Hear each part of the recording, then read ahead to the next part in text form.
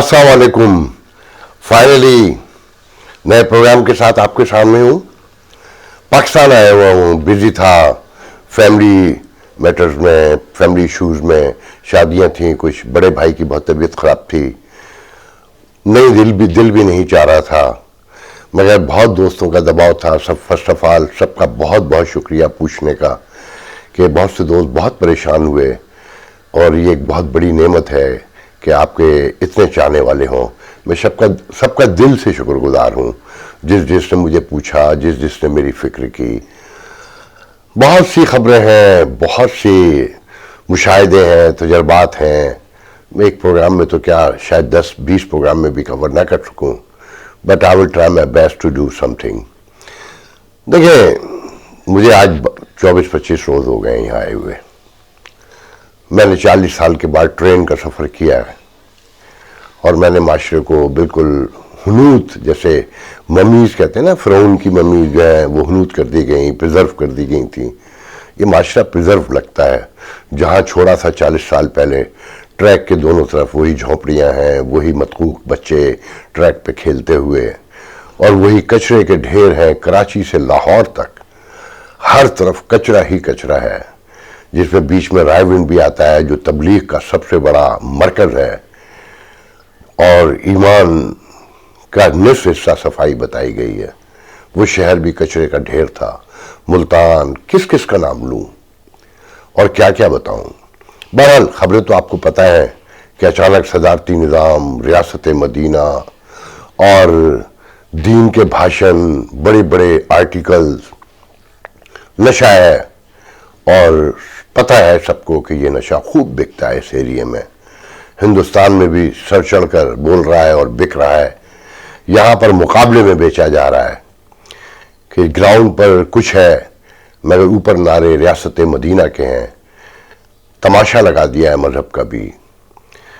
सब कुछ बहुत हैरान कुन है, और ये पूरा खिता मुझे कॉलोनी लगता है। कोई आज़ादी नहीं आई, कहीं पर कोई रोशनी की किरण अभी तक फूटी नहीं है, और ना मुझे फूटती हुई नज़र आती है। वो गालिब का एक शेर है कि दिल को रोऊं कि पीटूं जिगर को मैं, मकदूर हो तो साथ रखूं नौह घर को मैं। कि मकदूर हो तो साथ रखूं नौह घर को मैं। कि इतने अलमनाक फसाने हैं, इतना गम है, इतना दुख है, मगर खुश हैं लोग। क्यों कहते हैं ना, नाली का कीड़ा नाली में खुश रहता है। बड़ी माज़त के साथ कहने दीजिए।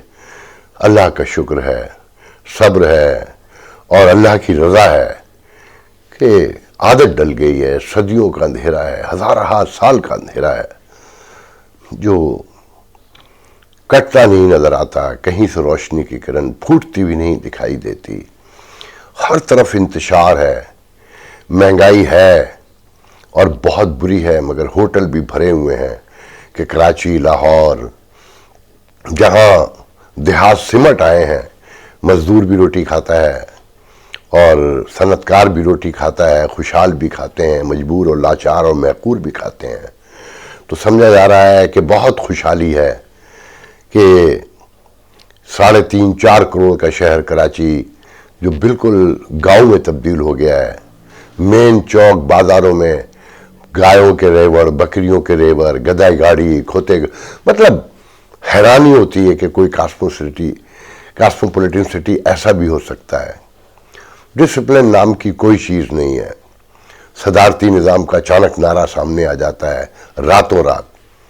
देखिए, मैं अगर आप लोगों को याद हो, मैं बहुत अरसे से आप लोगों से कह रहा हूँ कि जो मसाइल हैं वो इस हद तक खौफनाक हो चुके हैं कि अब कोई इसे अकेला तो नहीं संभाल सकता।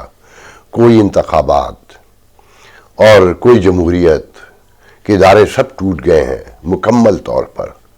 स्टेल हैं, सकरात का आलम जिसे कहते हैं ना, कि जब इक़्तिदार की जंग हो कि हुकूमत रहेगी नहीं रहेगी। और सबसे दिलचस्प बात यह है कि हुकूमत भी उनकी है, अपोजिशन भी उनकी है। वो जब चाहते हैं, जिसे चाहते हैं खड़ा कर देते हैं, जिसे चाहते हैं बिठा देते हैं। आपको ये भी याद होगा कि मैं बरसों से कहता आ रहा हूँ कि उन्होंने डेमोक्रेटिक सिस्टम के तहत लोग क़यादत को पैदा नहीं होने दिया। वो लाते रहे हैं, थोपते रहे हैं। तो वही लोग हैं جب چاہتے ہیں انہیں کھڑا کر دیا جاتا ہے، جب خان صاحب کو ڈرانا ہوتا ہے، جب انہیں آنکھیں دکھانی ہوتی ہیں. تو کبھی کسی میرے ایک دوست نے، صحافی نے کہا تھا کہ پاکستان میں جو ان کی حمایت کرتے ہیں وہ تو کرتے ہی ہیں، جو مخالفت کرتے ہیں وہ بھی انہی کے لوگ ہیں. تو میں آنکھوں سے سارے منظر دیکھ رہا ہوں. صدارتی نظام کی عجیب عجیب تشریحات پیش کی جا رہی ہیں کہ صرف سینٹ ہوگی اور جناب صدر کے پاس سارے اختیارات ہوں گے، صوبے گورنر چلائیں گے، ڈپٹی کمشنر اور کمشنر جو ہیں سارے فیصلے کریں گے. ایک عجیب تماشا ہے جو دیکھنے سے تعلق رکھتا ہے. پھر دوسری طرف یہ کہا جا رہا ہے کہ جناب یہ نظام مارچ میں سمٹ جائے گا. نظام تو سمٹے گا. عطا بندیال کی آمد کے بعد چیف جسٹس جو نئے آ رہے ہیں، میرا یقین ہے، میں بہت پہلے سے یہ بات آپ لوگوں کو بتاتا رہا ہوں کہ یہ عدلیہ بھی جائے گی، یہ پورا نظام بھی جائے گا اور قومی حکومت بنے گی. میرا ذاتی خیال تو یہ ہے کوئی صدارتی نظام نہیں آئے گا. صدارتی نظام کیسے لائیں گے؟ میں نے ان کے ایک آدمی سے پوچھا کہ اس کے لیے تو 2/3 میجارٹی چاہیے. تو ان کا جوتے ماریں گے، وہ سب ووٹ دے دیں گے، 18ویں ترمیم بھی ختم ہو جائے گی، سب کچھ ختم ہو جائے گا.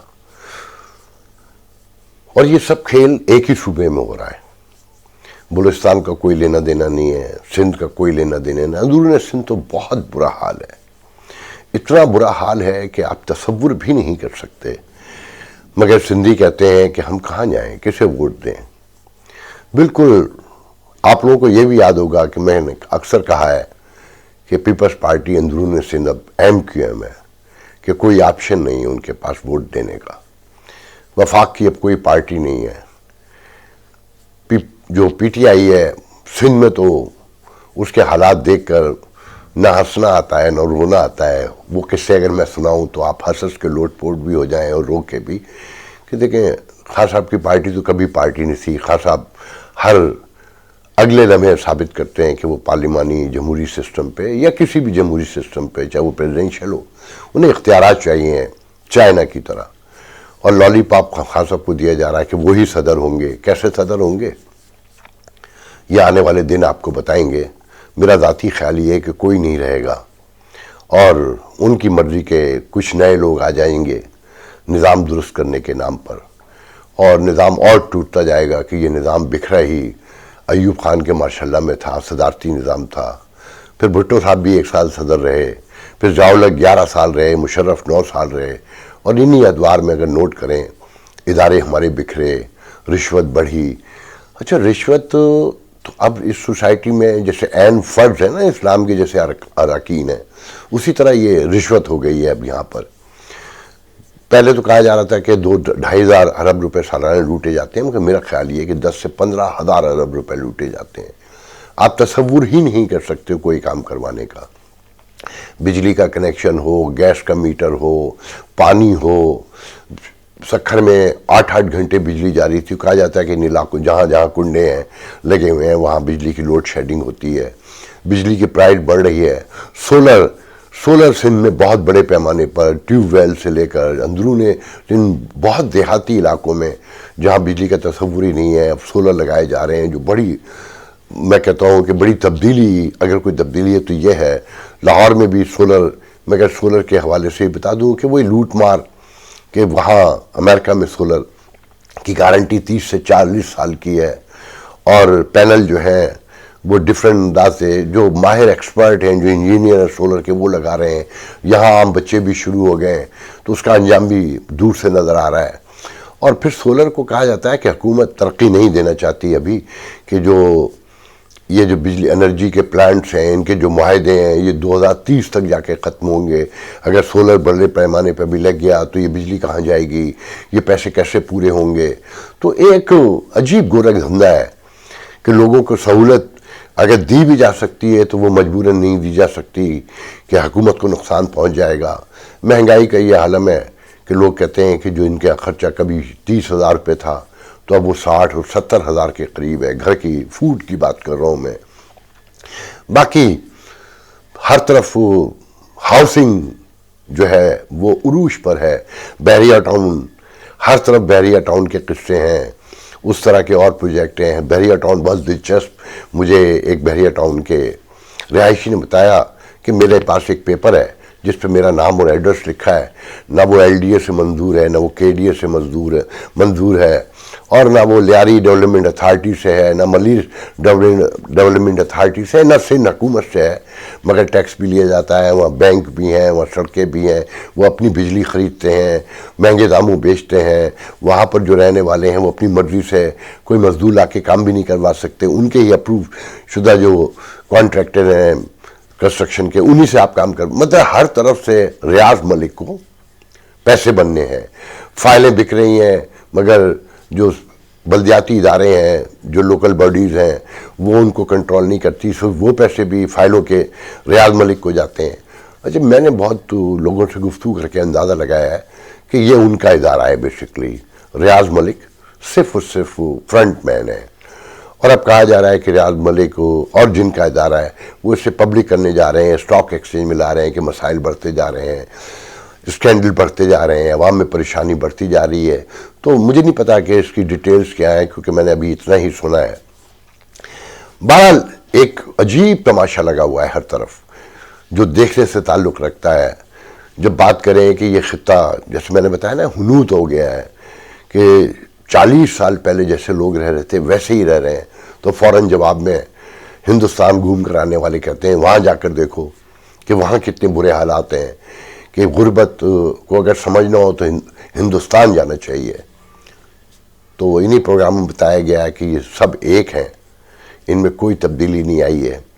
وہاں 70 سال کی جمہوریت کے بعد مذہب پر ویل کر رہا ہے، مودی، جن سنگھی، آر ایس ایس، اور جو آپ کے سامنے ہے انٹرنیشنل میڈیا ان کے بارے میں جو بتا رہا ہے وہ بھی آپ کو پتہ ہے۔ تو یہ سب ایک ہیں، یہ بیرونی حملہ آوروں کو استقبال کرنے والے لوگ ہیں، آپس میں ایک دوسرے کی حکمرانی کو تسلیم نہیں کرتے، انارکسٹ ہے نا، کہ طاقت کو میں اپنے بھائی کی طاقت کو، اپنے جمہوری طاقت کو ماننے کو تیار نہیں ہوں، مگر باہر سے کوئی آ جائے تو ہم سرنگوں ہو جاتے ہیں، ہم کورنش بجا لاتے ہیں۔ ایک تاریخ ہے ہماری۔ تو معاملات دیکھیں کہاں جاتے ہیں، یہ صدارتی نظام کا شوشہ۔